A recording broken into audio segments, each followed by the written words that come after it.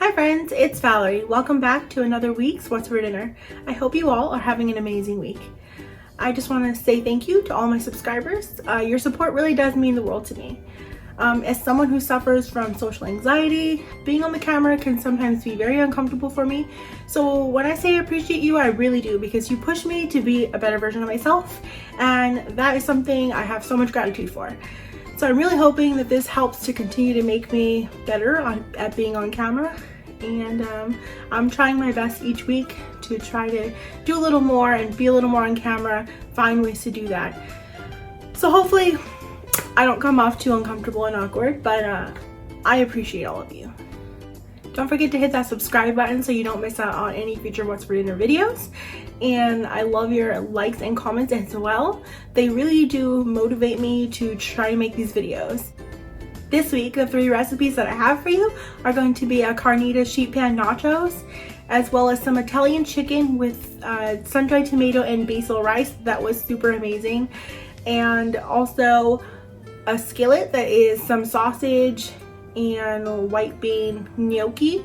That was okay, not my favorite, but it's still a very good meal. My boyfriend did enjoy that as well. So let's get started. This first recipe is some simple sheet pan nachos. For this meal, I'm just using some leftover carnitas meat and Spanish rice that we had from taco night a previous night. So it's perfect to throw together when you have some leftover meat like chicken or any pork or anything like that. I'm also adding some pinto beans for some added protein, and there I have my Spanish rice. I'm going to be starting off by putting an even layer of tortilla chips across my baking sheet pan. And then I'm just going to go ahead and layer all of those toppings on top, like the meat and the beans as well as the rice. Also, because I'm working with leftovers, I did preheat those in the microwave just to kind of soften the meat back up and to not be working with such cold ingredients.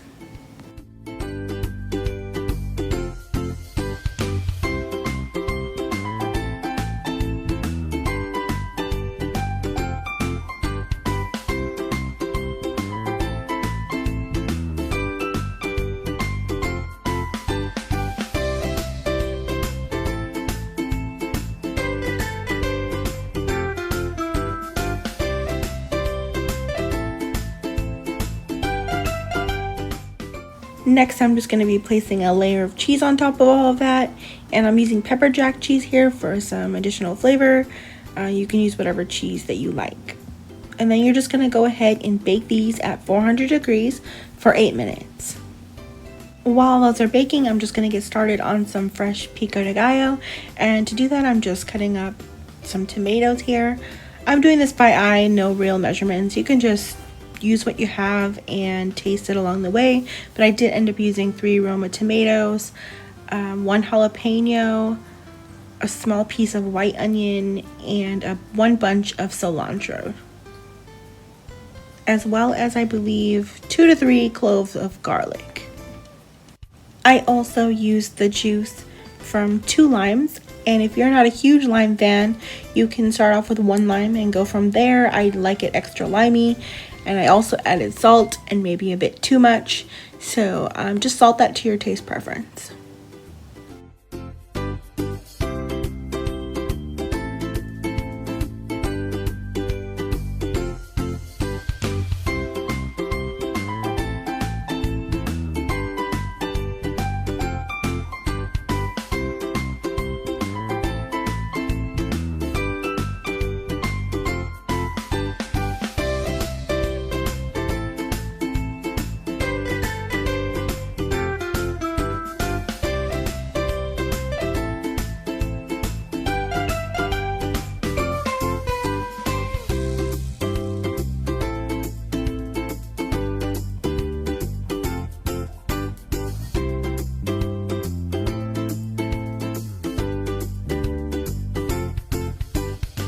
Next, I had some avocados that I wanted to use up, and they sounded amazing with these nachos, so I'm just scooping out the avocado from 2 of these.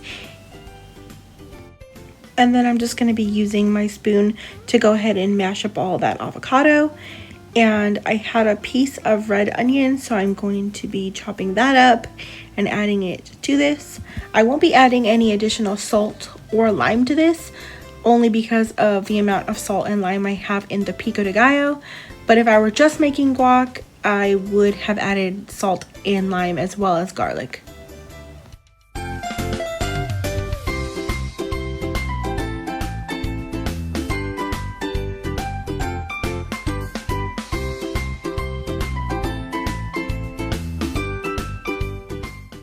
Here is what those nachos look like out of the oven.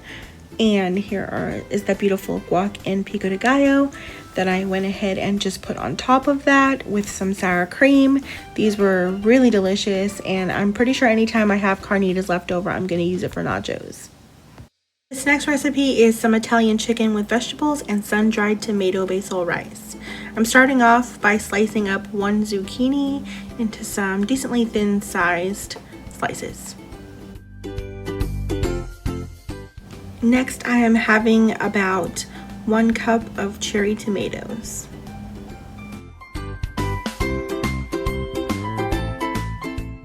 Next, I went ahead and got a baking dish and I sprinkled a little bit of olive oil on the bottom of that. And now I'm going to be preparing my chicken breasts. I have 2 large breasts that are halved, and I'm just going to be placing some seasonings on those. So I started off with some salt, pepper, some of this McCormick garlic herb seasoning, some Italian seasoning, and some dried basil.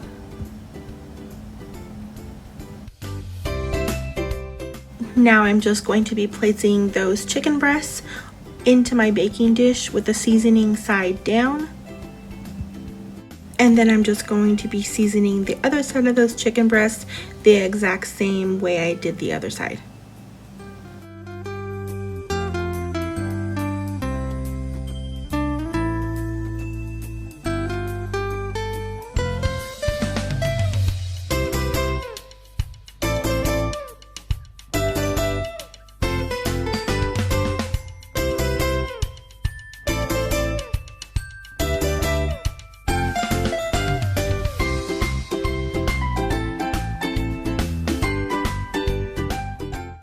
Next, I'm just going to be placing all of my sliced zucchini right on top of the chicken breasts, and then I'm going to add the sliced cherry tomatoes on top of that.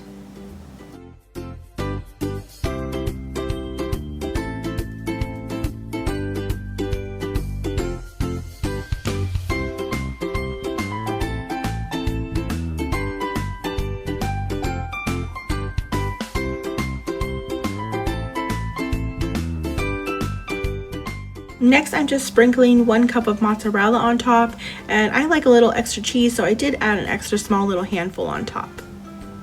Then I'm just baking this at 375 degrees for 20 to 30 minutes, depending on the thickness of your chicken breast. Once that was done, I let that rest for about 10 minutes. For the rice, I'm going to be using a half a cup of the sun-dried tomatoes with the oil drained from them, and then I'm just going to go ahead and chop those up into more bite-sized pieces. I don't know if they sell them already chopped up smaller, but these are julienne cut.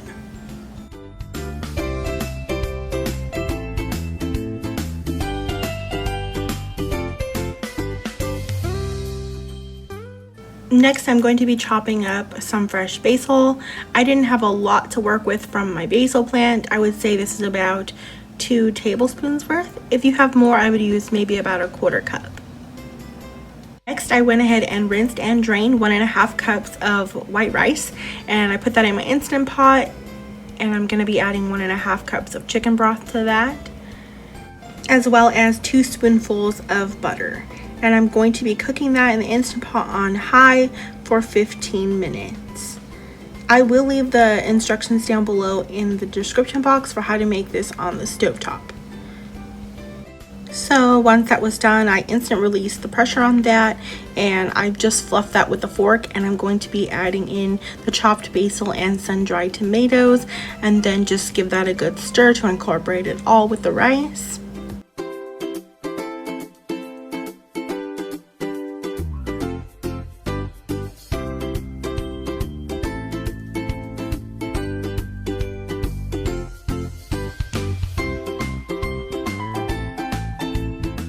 His chicken was super delicious. It had a lot of flavor, and that rice was absolutely amazing. I definitely am going to be making that a lot now. We really loved that. Last meal is a 1-pan sausage and white bean gnocchi. I'm starting off by dicing up half of a large onion.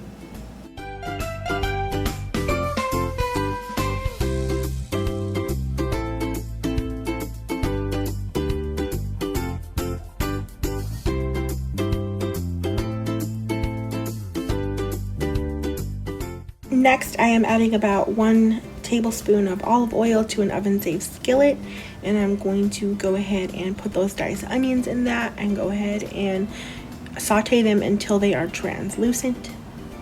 And then I am going to mince around 3 cloves of garlic and add that to the onions and just cook that for about 30 seconds. Gotten so used to cooking in non-stick pans that I forgot how quickly things can brown in a cast iron pan. So that's what happened to my onions here. They got a little more brown than they should have, so I did have to remove them from the skillet before cooking up the kielbasa. So next I'm just cutting up that kielbasa into some coin-like slices. And then I'm just adding those slices to my hot skillet and just go ahead and mix those around every so often to brown all sides. They will brown a little bit more in the oven, so do account for that. Next, I'm going to be adding in 1 can of Italian diced tomatoes and 1 can of cannelli beans that I rinsed and drained. Next, I'm adding in 1 tablespoon each of oregano and parsley flakes, and then a half a teaspoon each of garlic powder and paprika. And then I'm just throwing the onions that I had cooked up previously back into this dish. You shouldn't have to do this part if you don't overcook them like I did. Next, I'm just adding in a package of gnocchi. This is a 17-ounce package.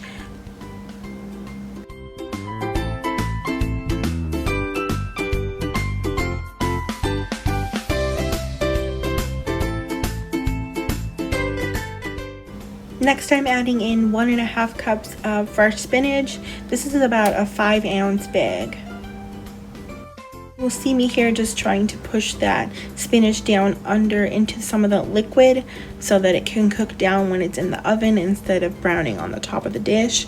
I struggled with this a little bit. I don't know if my pan was a little bit too small. This is a 12-inch cast iron skillet.